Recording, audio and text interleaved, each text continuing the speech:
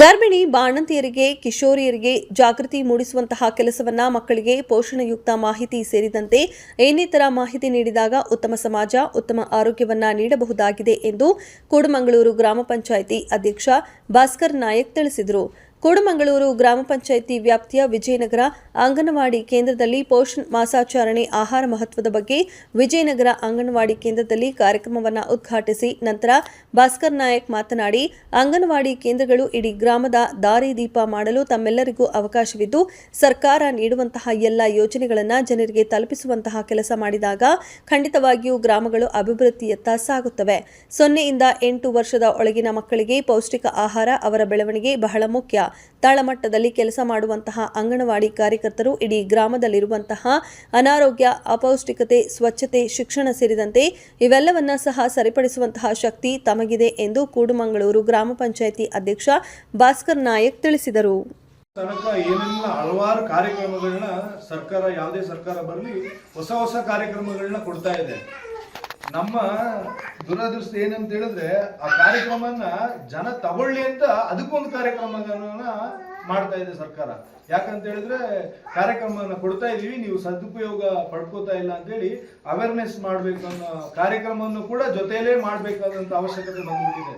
ಎಷ್ಟೋ ಮೊಬೈಲ್ಗಳು, ಟಿವಿ, ಏನೇ ನಾವು ಎಷ್ಟೇ ಅಪ್ಡೇಟ್ ಆದ್ರೂ ಕೂಡ ಇನ್ನೂ ಕೂಡ ನಾವು ಅದನ್ನ ಸರ್ಕಾರದ ಸೌಲಭ್ಯವಾಗ್ಲಿ, ಆರೋಗ್ಯ ದೃಷ್ಟಿಯಲ್ಲಿ ಯಾವುದೇ ಒಂದು ಪಡ್ಕೊಳ್ಳಿಕ್ಕೆ ನಾವು ಇನ್ನೂ ಹಿಂದೆ ಉಳಿದಿದ್ದೀವಿ.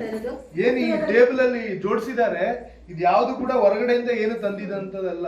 ಮನೆಯಲ್ಲಿ ನಾವು ದಿನ ಬಳಕೆ ಏನ್ ಮಾಡ್ತಾ ಇದೀವಿ ಅದನ್ನೇ ಇಲ್ಲಿ ತಗೊಂಡ್ಬಂದು ಇಟ್ಟಿದ್ದಾರೆ. ಆದ್ರೆ ಇದನ್ನ ಎಷ್ಟು ಜನ ನಾವಿಲ್ಲಿ ಬೋಧನೆ ಮಾಡ್ತಾ ಹೇಳ್ತಾ ಇದೀವಲ್ಲ, ಅವರು ಕೂಡ ಎಷ್ಟು ಜನ ಇದನ್ನ ಉಪಯೋಗ ಮಾಡ್ತಾ ಇದ್ದಾರೆ ಅಂತ ಏನು ಗೊತ್ತಿಲ್ಲ. ಈಗ ಜಸ್ಟ್ ಮೊಬೈಲ್ ತೆಗೆದ ಮನೇಲಿ ಅಡಿಗೆ ಕೂಡ ಯಾರು ಮಾಡೋದಿಲ್ಲ.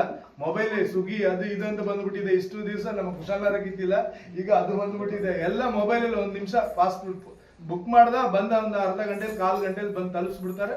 ಅನ್ನ ತಿನ್ಕೊಂಡು ಮನೇಲಿ ಇರ್ತೀವಿ ಅಷ್ಟೇ. ಒಂದು ಗರ್ಭಿಣಿ ಅವ್ರು ಏನು ಪ್ರೆಗ್ನೆನ್ಸಿ ಆಯ್ತಾರೆ, ಅದನ್ನ ಅವರು ಬರೀ ನಾವು ಫುಡ್ ಮಾತ್ರ ಅಲ್ಲ, ಅವ್ರ ಆಕ್ಟಿವಿಟೀಸ್ ದಿನನಿತ್ಯ ಏನ್ ಮಾಡ್ಬೇಕು ಅನ್ನೋದನ್ನ ಅವರು ನೋಡುವಂತ ಟಿವಿ ಆಗಿರ್ಬೋದು, ಕೇಳುವಂತ ಮಾತುಗಳಾಗಿರ್ಬೋದು, ಅವ್ರು ಏನೇನ್ ಮಾಡ್ತಾರ ಅದು ಅಷ್ಟು ಕೂಡ ಆ ಮಗುಗೆ ಹೋಗುತ್ತೆ ಅಂತ ಹೇಳಿ. ಯಾಕಂತ ಹೇಳಿದ್ರೆ, ನನಗೂ ಕೂಡ ಈಗಷ್ಟೇ ಒಂದು 2 ತಿಂಗಳಲ್ಲಿ ಮಗು ಆಯ್ತು. ಆಗ ನನಗೆ ಸುಮಾರು ಜನ ಅಡ್ವೈಸ್ ಮಾಡಿದ್ರು. ಅಂದ್ರೆ ಮನೇಲಿ ಒಂದು ಬುಕ್ ನ ಓದಿಸೋದಾಗಿರ್ಬೋದು, ಅವ್ರನ್ನ ಈಗ ಮಹಾಭಾರತ, ರಾಮಾಯಣ, ಅವ್ರದ್ದೇನು ಈಗ ಅವರು ಬೇರೆ ಧರ್ಮದಾಗಿದ್ರೆ ಅವ್ರದ್ದು ಬೈಬಲ್ ಏನೇನಿದೆ ಬೈಬಲ್ ಕೊಡ್ತಾ ಈ ಪೋಷಣೆ ಅಭಿಯಾನ ಯಾಕೆ ಕೊಟ್ಟಿದ್ದಾರೆ ಅಂದ್ರೆ, ತಂದೆ ತಾಯಿ ಆದವರು ಮಕ್ಕಳಿಗೆ ನೀವು ಏನ್ ಮಾಡ್ತಿರೋ, ಆಸ್ತಿ ಮಾಡ್ತಿರೋ, ಐಶ್ವರ್ಯ ಮಾಡ್ತಿರೋ ಗೊತ್ತಿಲ್ಲ, ಈ 9 ತಿಂಗಳು ತಾಯಿ ಏನ್ ತಿಂತಾರೆ ಅದು ಆ ಮಗುಗೆ ಟ್ರಾನ್ಸ್ಫರ್ ಆಗುತ್ತೆ. ಆ ಮಗು ಆರೋಗ್ಯಯುತವಾಗಿ ಸತ್ಪ್ರಜೆಯಾಗಿ ಭಾರತ ದೇಶಕ್ಕೆ ಒಂದು ಒಳ್ಳೆಯ ಪ್ರಜೆಯಾಗಿ ಹುಟ್ಟೋದಿಕ್ಕೆ ಅವಕಾಶ ಆಗ್ಬೇಕು ಅಂತ ಹೇಳಿ ಸರ್ಕಾರ ಇಷ್ಟೆಲ್ಲ ಅಭಿಯಾನ ಕೈಗೊಂಡಿದೆ. ಯಾವ ತರಕಾರಿನಲ್ಲಿ ಏನೇನಿದೆ ಅಂತಕ್ಕಂಥದ್ದನ್ನೆಲ್ಲ ಅವರು ಸೂಕ್ಷ್ಮವಾಗಿ ಹೇಳಿದ್ದಾರೆ. ನಾವ್ ಏನಾಗಿದ್ದೀವಿ ಅಂದ್ರೆ, ಪಾಶ್ಚಾತ್ಯ ಸಂಸ್ಕೃತಿ ಹೊರದೇಶದಲ್ಲಿ ಏನ್ ಮಾಡ್ತಾ ಇದಾರೆ ಅದಕ್ಕೆ ಒಪ್ಕೊಳ್ತಾ ಇದ್ದೀವಿ. ಈ ಬೇಕರಿನಲ್ಲಿ ಸಿಗುವಂತ ಬನ್ನು, ಬ್ರೆಡ್, ಈ ಮೈದಾವನ್ನ ಉಪಯೋಗಿಸುವಂತ ವಸ್ತುಗಳನ್ನ, ಮತ್ತೆ ಶುಗರ್, ಸಕ್ಕರೆನ ತುಂಬಾ ಹಿಂದಿನ ತಲೆಮಾರುಗಳನ್ನ ಕೇಳಿ ಸಕ್ಕರೆ ಅನ್ನೋದೇ ಇರ್ಲಿಲ್ಲ.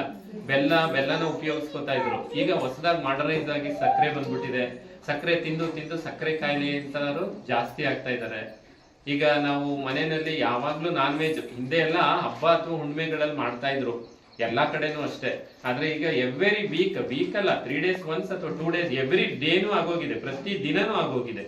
ಆ ಯಾವ್ದು ಒಳ್ಳೆ ಆಹಾರ ಅಂತೂ ಅಲ್ಲ ಅದು. ಚಿಕನ್ ಇಂಜೆಕ್ಷನ್ ಮಾಡಿ, ಕೆಮಿಕಲ್ ಕೊಟ್ಟು 1 ವರ್ಷ ಬೆಳೆಯುವಂತ ಕೋಳಿನ 40 ದಿನದಲ್ಲಿ ಬೆಳೆಸಿ ಕೊಟ್ಟಿರುವಂತದನ್ನ ಈಸಿಯಾಗಿ ತಂದು ಅರ್ಧ ಗಂಟೆಯಲ್ಲಿ ಕುಕ್ ಮಾಡಿ ನಾವು ತಿಂದ್ಬಿಡ್ತೀವಿ.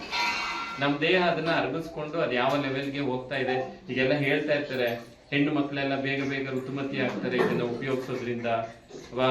ಅಂಗನವಾಡಿ ಬಸ್ ಸ್ಟ್ಯಾಂಡ್ಗೆ ಹೋಗ್ತಾರೆ, ಅವ್ರ ಅಪ್ಪ ಅಮ್ಮಂದಿರು ನಾನ್ ಮಗಳಿಗೆ ಪಾನಿಪುರಿ ಕೊಡ್ಸೋಣ, ಮಗುಗೆ ಏನೋ ಕೊಡ್ಸೋಣ ಅಂತೇಳಿ ಪ್ಲಾಸ್ಟಿಕ್ ಕವರ್ ಅಲ್ಲಿ ಎಲ್ಲ ಬಿಸಿ ಆಗಿರೋ ಆಹಾರನ ಕಟ್ಕೊಂಡು ತಂದು ಕೊಟ್ಬಿಡ್ತಾರೆ. ಮಕ್ಳಿಗೂ ಗೊತ್ತಿಲ್ಲ, ಏನು ಗೊತ್ತಿಲ್ಲ, ಅವು ತಿಂತವೆ. ಆ ಪ್ಲಾಸ್ಟಿಕ್ ಯುಕ್ತ ಆಹಾರ ನಮ್ಮ ದೇಹಕ್ಕೆ ಹೋಗಿ ಕ್ಯಾನ್ಸರ್ ಕಾರಕ. ಈಗ ಬರಲ್ಲ, ಮುಂದೆ ನಾ ಏನು ತಿಂದಿಲ್ಲ, ನನ್ಗೆ ಯಾವುದೇ ಚಟಗಳಿಲ್ಲ, ನನ್ಗೆ ಹೆಂಗೆ ಈ ಕಾಯಿಲೆ ಬಂತು ಅಂತ ನಾವು ಯೋಚನೆ ಮಾಡ್ತಾ ಇರ್ತೀವಿ. ಸೊ ಇವೆಲ್ಲ ಯಾವಾಗ ನಾವು ಆರೋಗ್ಯದಲ್ಲಿ ಒಳ್ಳೆಯ ಬೆಳವಣಿಗೆ, ನಮ್ಮ ರೂಢಿಯನ್ನ ಬೆಳೆಸ್ಕೊಳ್ಳೋದಿಲ್ವೋ ಅಲ್ಲಿವರೆಗೆ ಕಾಯಿಲೆ ಇರೋದಿಲ್ಲ. ಕಾರ್ಯಕ್ರಮದ ಬಗ್ಗೆ ನಾವು ಮಾಹಿತಿಯನ್ನು ಕೊಡ್ತೀವಿ. ಅದಾಗಿ ಇವಾಗ ಈ ದಿನ ಪೌಷ್ಟಿಕ ಆಹಾರದ ಬಗ್ಗೆ. ಈ ಪೌಷ್ಟಿಕ ಆಹಾರ ಅಂತ ಹೇಳುವಂಥದ್ದು ಬಹಳ ಮುಖ್ಯ ನಮಗೆ. ನಾವು ಸೇವಿಸುವಂಥ ಆಹಾರದಲ್ಲಿ ಸಮತೋಲನ ಆಹಾರವು ಇದ್ದರೆ ನಾವು ಆರೋಗ್ಯವಾಗಿರಲಿಕ್ಕೆ ಸಾಧ್ಯವಾಗ್ತದೆ. ಮತ್ತು ನಾವು ಸೇವಿಸುವಂಥ ಆಹಾರದಲ್ಲಿ ವಿಟಮಿನ್ಸ್ಗಳು, ಪೌಷ್ಟಿಕಾಂಶಗಳು, ಪ್ರೋಟೀನ್ಗಳು ಇವೆಲ್ಲವೂ ನಮಗೆ ತುಂಬ ಅವಶ್ಯಕತೆ. ಈ ಪೌಷ್ಟಿಕ ಆಹಾರವನ್ನು ಸೇವಿಸುವುದರಿಂದ ನಮಗೆ ಆಗುವಂತಹ ರಕ್ತಹೀನತೆಗಳು, ಅಪೌಷ್ಟಿಕತೆಗಳನ್ನು ನಾವು ತಪ್ಪಿಸಬಹುದು. ಆದ ಕಾರಣ ನಾವು ಇಲಾಖೆ ವತಿಯಿಂದ ನಮ್ಮ ಅಂಗನವಾಡಿ ಕಾರ್ಯಕರ್ತರಾಗಿರ್ಬೋದು, ನಮ್ಮ ಆರೋಗ್ಯ ಇಲಾಖೆಯಿಂದ ಆಗಿರ್ಬೋದು, ಇತರ ಕಾರ್ಯಕ್ರಮಗಳನ್ನು ಹಮ್ಮಿಕೊಳ್ಳುವಾಗ ಸಾಮಾನ್ಯದವರೆಲ್ಲರೂ ಬಂದು ಇದರಲ್ಲಿ ಭಾಗವಹಿಸೋದು ತುಂಬ ಉತ್ತಮವಾಗಿದೆ. ಯಾಕೆಂತ ಹೇಳಿದ್ರೆ ನಾವು ಇದೊಂದು ಕಾರ್ಯಕ್ರಮಗಳನ್ನ ಪ್ರತಿ ಮನೆಗಳಿಗೂ ಹೋಗಿ ನಾವು ಮಾಹಿತಿಯನ್ನು ಕೊಡ್ತೇವೆ. ಆದರೂ ಕೂಡ ಎಲ್ಲ ಮನೆಗಳಲ್ಲಿ ಈ ಥರ ಪೌಷ್ಟಿಕ ಅಂತ ಇರುವಂಥ ಆಹಾರಗಳನ್ನ ಇಟ್ಟುಕೊಂಡು ನಾವು ಪ್ರತಿ ಮನೆಗಳಲ್ಲಿ ಇದು ಮಾಡ್ಲಿಕ್ಕೆ ಆಗೋದಿಲ್ಲ. ಆ ಒಂದು ಉದ್ದೇಶಕ್ಕೋಸ್ಕರ ನಾವು ಈ ಒಂದು ಸಂದರ್ಭದಲ್ಲಿ ಅಂಗನವಾಡಿಗಳಲ್ಲಿ ಈ ಥರ ಪೌಷ್ಟಿಕ ಆಹಾರಗಳನ್ನೆಲ್ಲವರನ್ನ ಇಟ್ಬಿಟ್ಟು ಯಾವ ಆಹಾರಗಳಲ್ಲಿ ಯಾವ ಪೌಷ್ಟಿಕಾಂಶಗಳು ಸಿಗುತ್ತವೆ, ಯಾವ ಆಹಾರಗಳಲ್ಲಿ ವಿಟಮಿನ್ಸ್ಗಳಿದೆ, ಮಕ್ಕಳಿಗೆ ಯಾವ ಆಹಾರಗಳನ್ನ ಕೊಡಬಹುದು ಅಂತ ಹೇಳಿ ನಾವು ಇದನ್ನು ಮಾಹಿತಿ ಕೊಡಲಿಕ್ಕೆ ಸುಲಭ ಆಗ್ತದೆ. ಹಾಗಿರೋದ್ರಿಂದ ತಾವುಗಳೆಲ್ಲ ತರಕಾರಿಗಳು, ಸೊಪ್ಪು, ತರಕಾರಿ, ಗರ್ಭಿಣಿಯರಿಗೆ ನಾವು ಸೊಪ್ಪು, ತರಕಾರಿಗಳು, ಮೊಳಕೆ ಬಂದಂಥ ಕಾಳುಗಳನ್ನೆಲ್ಲ ತಿನ್ನಿ ಅಂತ ಹೇಳ್ತೀವಿ. ಯಾಕೆ ಅಂತ ಹೇಳಿದ್ರೆ ಗರ್ಭಿಣಿಯವರು ಅಂದರೆ ಹೊಟ್ಟೆಲಿ ಬೆಳೆಯುವಂಥ ಮಗುವು ಕೂಡ ಪೌಷ್ಟಿಕಾಂಶತೆ ಸಿಗಬೇಕು ಅನ್ನೋ ಉದ್ದೇಶಕ್ಕೋಸ್ಕರ ಸೊಪ್ಪು, ತರಕಾರಿಗಳನ್ನ ಹೆಚ್ಚಿನ ಇದರಲ್ಲಿ ಅದನ್ನು ಉಪಯೋಗಿಸಬೇಕು ಅಂತ ಹೇಳಿ. ಮತ್ತೆ ಇನ್ನೊಂದು ಏನು ಅಂತ ಹೇಳಿದ್ರೆ ಅದಕ್ಕಿಂತ ಬದಲಿ ನಾವು ಗರ್ಭಿಣಿಯಾಗಿರುವಾಗಲೇ ಗರ್ಭಿಣಿಯರಿಗೆ ನಾವು ಸರ್ಕಾರದಿಂದ ಅವ್ರು ಗರ್ಭಿಣಿ ಅಂತೇಳಿ ಗೊತ್ತಾದ ತಕ್ಷಣ 3 ತಿಂಗಳ ಒಳಗಡೆ ಇದು ಫೋಲಿಕ್ ಆಸಿಡ್ ಮಾತ್ರೆಯನ್ನು ಕೊಡ್ತೀವಿ. ಅದಾದ ನಂತರ ಕಬ್ಬಿಣಾಂಶದ ಮಾತ್ರೆಗಳನ್ನ ಕೊಡ್ತೀವಿ. ಅದು 9 ತಿಂಗಳವರೆಗೆ ನಾವು ಕಬ್ಬಿಣಾಂಶದ ಮಾತ್ರೆಗಳನ್ನ ನಾವು ಕೊಡ್ತೀವಿ. ಅದು ಮತ್ತೆ ಅದರ ಮಧ್ಯದಲ್ಲಿ ಕ್ಯಾಲ್ಸಿಯಂ ಮಾತ್ರೆ ಕೂಡ ಕೊಡ್ತೇವೆ. ಈ ಕ್ಯಾಲ್ಸಿಯಂ ಮಾತ್ರೆಯನ್ನು ಮಧ್ಯಾಹ್ನ ತಗೊಳ್ಬೇಕು ಮತ್ತು IFA ಟ್ಯಾಬ್ಲೆಟನ್ನು ಬೆಳಿಗ್ಗೆ ಸಂಜೆ 2 ಹೊತ್ತು ಟ್ಯಾಬ್ಲೆಟನ್ನು ತಗೊಳ್ಬೇಕು. ಅದರಿಂದ ಕೆಲವರು ಏನು ಮಾಡ್ತಾರೆ ಅಂತ ಹೇಳಿದ್ರೆ ಮೊಬೈಲ್ ಯಾವತ್ತೂ ಯೂಸ್ ಮಾಡಬಾರ್ದು. ಏನಕ್ಕೆ ಮಾಡಬೇಕು ಅಂತದಕ್ಕೆ ಮಾತ್ರ ಮೆಸೇಜ್ಗಳನ್ನ ನೋಡೋದು. ಏನಾದರೂ ನಮಗೆ ಉಪಯುಕ್ತವಾದ ಒಂದು ಮೆಸೇಜ್ ಇದ್ದರೆ ನೋಡೋದು, ಪಕ್ಕಕ್ಕೆ ಇಡೋದು. ಅದನ್ನ ಒಳ್ಳೆ ಪುಸ್ತಕಗಳನ್ನ ಓದೋದು. ಇವತ್ತು ನ್ಯೂಸ್ ಪೇಪರ್ಗಳು ಯಾರ ಮನೆಯಲ್ಲಿ ನ್ಯೂಸ್ ಪೇಪರ್ ಓದೋರೇ ಇಲ್ಲದಾಗಿದೆ. ಅದನ್ನೆಲ್ಲ ಓದಬೇಕು. ಒಂದು ಗರ್ಭಿಣಿ ತಾಯಿ ಒಳ್ಳೆ ಭಗವದ್ಗೀತೆ, ರಾಮಾಯಣ ಮತ್ತು ಒಳ್ಳೊಳ್ಳೆ ಕಥೆ ಪುಸ್ತಕಗಳು, ಈಗ ಸ್ವಾಮಿ ವಿವೇಕಾನಂದರದ್ದು ಮತ್ತು ಮಹಾತ್ಮ ಗಾಂಧೀಜಿಯವ್ರದ್ದು, ಸುಭಾಷ್ ಚಂದ್ರ ಬೋಸ್, ಇಂಥವರ ಕಥೆಗಳು, ಅವರೆಲ್ಲ ನಮ್ಮ ಮಾದರಿಯಾಗಿದ್ದಾರೆ. ಅವರೆಲ್ಲ ಪುಸ್ತಕಗಳನ್ನ ಓದಿದ್ರು ನಮಗೆ ಒಳ್ಳೆಯ ರೀತಿ ನಾವು ಕಲ್ತ್ಕೊಂಡು ಮುಂದೆ ಸಮಾಜಕ್ಕೊಂದು ಒಳ್ಳೆಯ ಕೊಡುಗೆಯಾಗಿ ಮಗುವನ್ನು ನೀಡಬಹುದು ಅಂತ ಹೇಳ್ತಾ ಅವರು ಮಾಹಿತಿ ನೀಡುತ್ತಾ ಅವರಿಗೆ ನಮ್ಮ ಇಲಾಖೆ ಪರ ರೀತಿಯ ಆಹಾರಗಳನ್ನ ತಗೊಳ್ಬೇಕು. ನಾವೇನು ಮಾಡ್ತೀವಿ, ಸಕ್ಕರೆಗೆ ಆದ್ಯತೆ ಜಾಸ್ತಿ ಕೊಡಿ. ಸಕ್ಕರೆಗಿಂತ ಬೆಲ್ಲ ನಾವು ಮನೆಯಲ್ಲಿ ಹೆಚ್ಚಿಗೆ ಉಪಯೋಗಿಸ್ಬೇಕು. ಯಾಕೆಂತಂದರೆ ಬೆಲ್ಲದಲ್ಲಿ ಕಬ್ಬಿಣಾಂಶ, ಲವಣಾಂಶಗಳು ಎಲ್ಲನೂ ಅದರಲ್ಲಿ ಇದೆ. ಸಕ್ಕರೆಯಲ್ಲಿ ಏನೂ ಇಲ್ಲ. ಸಕ್ಕರೆನ ಆದಷ್ಟು ಕಡಿಮೆ ಮಾಡಿ ತಾಯಿದ್ರು. ನಾವು ಕಲರ್ ಇದೆ ಅಂತೇಳಿ ಬಿಳಿ ಕಲರಿಗೆ ನಾವು ಮಾರುವಾಗ ಬದಲು ಕಪ್ಪು ಬಣ್ಣದ ಬೆಲ್ಲವನ್ನು ಪ್ರತಿಯೊಬ್ಬರು ಯೂಸ್ ಮಾಡಿ. ಈಗ ನಮ್ಮ ಇಲಾಖೆಯಿಂದ ಬೆಲ್ಲ ಕೊಡ್ತಾ ಇದ್ದಾರೆ. ಬೆಲ್ಲದ ಜೊತೆ ಪುಷ್ಟಿ ಕೊಡ್ತಾ ಇದ್ದಾರೆ. ಆ ಪುಷ್ಟಿ ಎಲ್ಲ ಕಾಳು ಕಡ್ಡಿಗಳು ಪೌಡರ್ ಆಗಿದೆ.